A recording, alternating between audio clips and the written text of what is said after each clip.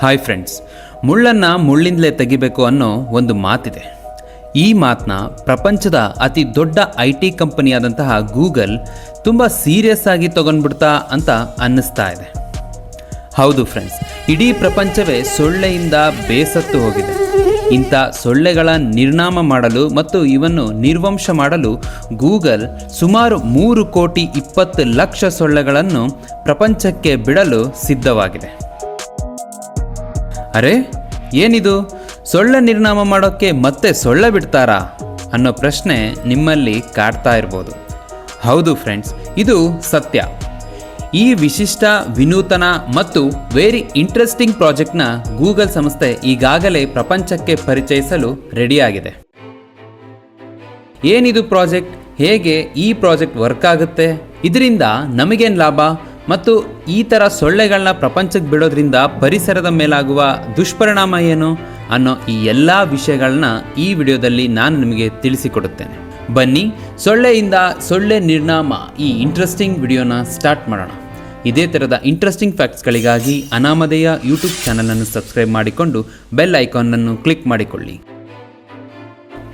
ಪ್ರಿಯ ವೀಕ್ಷಕರೇ, ನಿಮಗೆ ಗೊತ್ತಿರಲಿ, ಇಡೀ ಪ್ರಪಂಚದಲ್ಲಿ ಈ ಮನುಷ್ಯ ಕುಲವನ್ನು ಅಥವಾ ನಮ್ಮ ಈ ಮನುಷ್ಯರನ್ನು ಅತಿ ಹೆಚ್ಚು ಕೊಲ್ಲುವ ಜೀವಿ ಯಾವುದು ಗೊತ್ತಾ? ಅದು ಸಿಂಹ, ಹುಲಿಯಂಥ ಕ್ರೂರ ಮೃಗಗಳಲ್ಲ, ಹಾವು, ಚೇಳಿನಂಥ ವಿಷ ಜಂತುಗಳು ಸಹ ಅಲ್ಲ. ಅದು ಕೇವಲ ನಿಮ್ಮ ನಡುವೆ ಹಾರಾಡುವ, ನಮ್ಮ ಮನೆಯ ಒಂದು ಸಣ್ಣ ಕಿಟಕಿಯಿಂದ ಬರುವ ಒಂದು ಪುಟ್ಟ ಜೀವಿ ಸೊಳ್ಳೆ. ಹೌದು ಫ್ರೆಂಡ್ಸ್, ಈ ಪುಟ್ಟ ಸೊಳ್ಳೆಯ ಕಡಿತದಿಂದಾಗಿಯೇ ಡೆಂಗು, ಜೀಕಾ, ಚಿಕನ್ಗುನ್ಯಾ ಹಾಗೂ ಮಲೇರಿಯಾದಂತಹ 10 ಹಲವು ಮಾರಣಾಂತಿಕ ಕಾಯಿಲೆಗಳು ಬರುತ್ತವೆ. ಪ್ರತಿ ವರ್ಷ ಸಾವಿರಾರು ಜನರು ಪ್ರಾಣ ಕಳೆದುಕೊಳ್ಳುವುದು ಇಂತಹ ಕಾಯಿಲೆಗಳಿಂದಲೇ. ಇವಕ್ಕೆಲ್ಲ ಪುಲಿ ಸ್ಟಾಪ್ ಇಡಲೇಬೇಕಂತ ಜಗತ್ತಿನಾದ್ಯಂತ ನೂರಾರು ಸಂಶೋಧನೆಗಳು ಇಲ್ಲಿಯವರೆಗೆ ನಡೆಯುತ್ತಾ ಬಂದಿವೆ. ಸಾಮಾನ್ಯವಾಗಿ ನಾವು ಸೊಳ್ಳೆಗಳನ್ನು ಕೊಲ್ಲಲು ನಮ್ಮ ಮನೆಯಲ್ಲಿ ಇರುವ ಕಾಯಿಲ್, ಸ್ಪ್ರೇ ಅಥವಾ ಈ ಪಾಯ್ಸನೈಡ್ ಲಿಕ್ವಿಡ್ ಅನ್ನು ಬಳಸುತ್ತೇವೆ. ಆದರೆ ಈಗ ಇವಕ್ಕೂ ಸಹ ಸೊಳ್ಳೆಗಳಲ್ಲಿ ಇಮ್ಯುನಿಟಿ ಪವರ್ ಡೆವಲಪ್ ಆಗಿದೆ. ಇದೇ ಕಾರಣದಿಂದಾಗಿ ಸೊಳ್ಳೆಯ ಸಂಖ್ಯೆ ಇನ್ನೂ ಕ್ಷೀಣಿಸುತ್ತಿಲ್ಲ.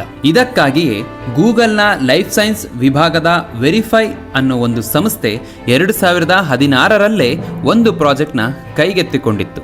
ಅದೇ ಪ್ರಾಜೆಕ್ಟ್ ಡಿಬಗ್.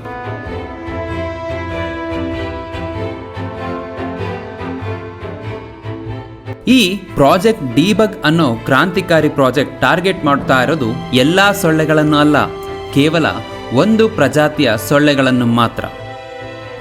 ಅದೇ ಏಡಿಸ್ ಈಜಿಪ್ಟಿಯಾ ಅನ್ನೋ ಒಂದು ಪ್ರಭೇದದ ಸೊಳ್ಳೆ. ಯಾಕೆ ಇದೊಂದೇ ಜಾತಿಯ ಸೊಳ್ಳೆನ ಟಾರ್ಗೆಟ್ ಮಾಡ್ತಾ ಇರೋದು ಅಂತ ನಿಮಗನ್ನಿಸ್ತಾ ಇದೆಯಾ? ಪ್ರಿಯ ವೀಕ್ಷಕರೇ, ಇದೇ ಒಂದು ಜಾತಿಯ ಸೊಳ್ಳೆಯಿಂದಾಗಿ ಅತಿ ಹೆಚ್ಚು ರೋಗ ಹರಡ್ತಾ ಇರೋದು ಹಾಗೂ ಸಾಕಷ್ಟು ಮಾರಣಾಂತಿಕ ಕಾಯಿಲೆಗಳಿಗೂ ಇದೊಂದೇ ಪ್ರಭೇದದ ಸೊಳ್ಳೆ ಕಾರಣವಾಗ್ತಾ ಇರೋದು. ಆದ್ದರಿಂದಲೇ ಗೂಗಲ್ನ ಈ ಪ್ರಾಜೆಕ್ಟ್ ಕೇವಲ ಇದೊಂದೇ ಪ್ರಭೇದದ ಮೇಲೆ ಸಾಕಷ್ಟು ಕಣ್ಣಿಡುತ್ತಿದೆ. ಪ್ರಿಯ ವೀಕ್ಷಕರೇ, ಈಗ ನಿಮ್ಮ ತಲೆಯಲ್ಲಿ ಒಂದು ಪ್ರಶ್ನೆ ಬಂದಿರುತ್ತೆ. ಸೊಳ್ಳೆಗಳನ್ನು ನಿಯಂತ್ರಿಸಲು ಮತ್ತೆ ಸೊಳ್ಳೆಗಳನ್ನೇ ಬಿಡ್ತಾರಾ? ಏನಿದು ಹುಚ್ಚುತನ ಅಂತ. ಆದರೆ ಇಲ್ಲೇ ಇರೋದು ಗೂಗಲ್ನ ಅಸಲಿ ಮಾಸ್ಟರ್ ಪ್ಲಾನ್. ನಿಮಗೆ ಗೊತ್ತಿರಲಿ, ಮನುಷ್ಯರನ್ನು ಕಚ್ಚಿ ರೋಗ ಹರಡುವ ಸಾಮರ್ಥ್ಯ ಇರುವುದು ಕೇವಲ ಹೆಣ್ಣು ಸೊಳ್ಳೆಗಳಿಗೆ ಮಾತ್ರ. ಅಂದರೆ ಗಂಡು ಸೊಳ್ಳೆಗಳು ಮನುಷ್ಯರನ್ನು ಕಚ್ಚಲ್ಲ, ಅವು ಕೇವಲ ಗಿಡಗಳ ರಸ ಕುಡಿದು ಬದುಕುತ್ತವೆ. ಈ ಗೂಗಲ್ ಲ್ಯಾಬ್ನಲ್ಲಿ ಕೇವಲ ಗಂಡು ಸೊಳ್ಳೆಗಳನ್ನು ಮಾತ್ರ ಕೋಟ್ಯಾಂತರ ಸಂಖ್ಯೆಯಲ್ಲಿ ಸಾಕಲಾಗುತ್ತಿದೆ. ಈ ಲ್ಯಾಬಿನಲ್ಲಿ ಉತ್ಪತ್ತಿಯಾದ ಈ ಗಂಡು ಸೊಳ್ಳೆಗಳ ದೇಹಕ್ಕೆ ವೋಲ್ಬಾಕಿಯಾ ಅನ್ನೋ ಒಂದು ನ್ಯಾಚುರಲ್ ಬ್ಯಾಕ್ಟೀರಿಯಾವನ್ನು ಇಂಜೆಕ್ಟ್ ಮಾಡಲಾಗಿರುತ್ತದೆ. ಈ ಬ್ಯಾಕ್ಟೀರಿಯಾ ಇರೋ ಗಂಡು ಸೊಳ್ಳೆಗಳು ಹೊರಗಡೆ ಇರೋ ಸಾಮಾನ್ಯ ಹೆಣ್ಣು ಸೊಳ್ಳೆಗಳ ಜೊತೆ ಸೇರಿ ಇಡುವ ಮೊಟ್ಟೆಗಳು ಎಂದಿಗೂ ಮರಿಯಾಗುವುದೇ ಇಲ್ಲ. ಅಂದರೆ ಆ ಮೊಟ್ಟೆಗಳಲ್ಲಿರುವ ಲಾರ್ವಾಗಳಿಗೆ ಮರಿಯಾಗುವ ಸಾಮರ್ಥ್ಯ ಇರುವುದಿಲ್ಲ. ಇದರಿಂದ ಸೊಳ್ಳೆಗಳ ಸಂತಾನೋತ್ಪತ್ತಿಯ ವ್ಯವಸ್ಥೆಯೇ ಕಟ್ಟಾಗಿ ಹೋಗುತ್ತದೆ. ಈ ಸಂಶೋಧನೆ ಈಗಾಗಲೇ ಸಿಂಗಾಪುರದಲ್ಲಿ ನಡೆಸಿದ್ದು ಒಳ್ಳೆ ರಿಸಲ್ಟ್ ಕೂಡ ಸಿಕ್ಕಿದೆ.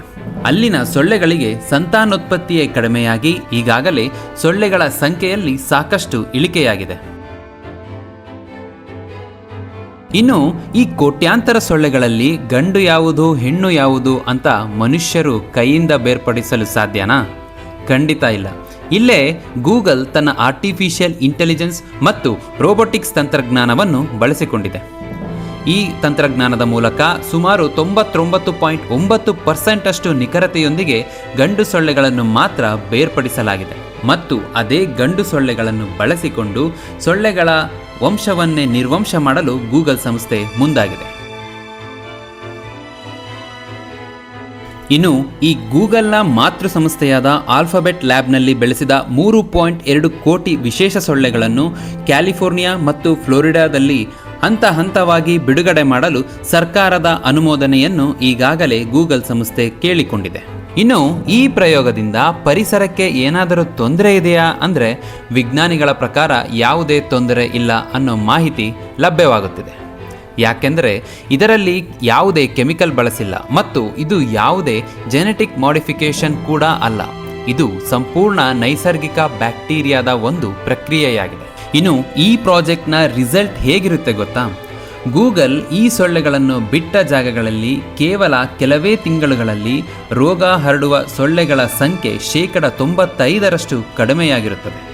ಇದು ವೈದ್ಯಕೀಯ ಲೋಕದಲ್ಲೇ ಒಂದು ಬಹುದೊಡ್ಡ ಯಶಸ್ಸಾಗಲಿದೆ ಎಂದು ವಿಜ್ಞಾನಿಗಳು ಹೇಳಿಕೊಂಡಿದ್ದಾರೆ. ಮುಂದಿನ ದಿನಗಳಲ್ಲಿ ಭಾರತದಂತಹ ದೇಶಗಳಲ್ಲೂ ಡೆಂಗ್ಯೂ ಮತ್ತು ಮಲೇರಿಯಾವನ್ನು ಪೂರ್ತಿಯಾಗಿ ನಿರ್ಮೂಲನೆ ಮಾಡಲು ಈ ತಂತ್ರಜ್ಞಾನ ಹೆಲ್ಪ್ ಆಗಬಹುದು ಎಂಬ ನಂಬಿಕೆ ಇದೆ. ಗೂಗಲ್ನ ಈ ಮೈಂಡ್ ಬ್ಲೋಯಿಂಗ್ ಪ್ರಾಜೆಕ್ಟ್ ಡಿಬಗ್ ಬಗ್ಗೆ ನಿಮ್ಮ ಅಭಿಪ್ರಾಯ ಏನು ಎಂಬುದನ್ನು ನನಗೆ ಕಮೆಂಟ್ ಮೂಲಕ ತಿಳಿಸಿಕೊಡಿ. ವಿಡಿಯೋ ಇಷ್ಟ ಆಗಿದ್ದರೆ ವಿಡಿಯೋಗೆ ಒಂದು ಲೈಕ್ ಮಾಡಿ, ನಿಮ್ಮ ಫ್ರೆಂಡ್ಸ್ ಮತ್ತು ಫ್ಯಾಮಿಲಿಗೂ ಸಹ ಶೇರ್ ಮಾಡಿ. ಇದೇ ಥರದ ಇಂಟ್ರೆಸ್ಟಿಂಗ್ ಫ್ಯಾಕ್ಟ್ಸ್ಗಳಿಗಾಗಿ ಅನಾಮಧೇಯ ಯೂಟ್ಯೂಬ್ ಚಾನಲನ್ನು ಸಬ್ಸ್ಕ್ರೈಬ್ ಮಾಡಿಕೊಳ್ಳಿ ಎಂದು ಕೇಳುತ್ತಾ ನಿಮ್ಮ ಪ್ರೀತಿಯ ಅನಾಮಧೇಯ ಈಗ ಹೋಗಿ ಬರುತ್ತಾನೆ. ಧನ್ಯವಾದಗಳು.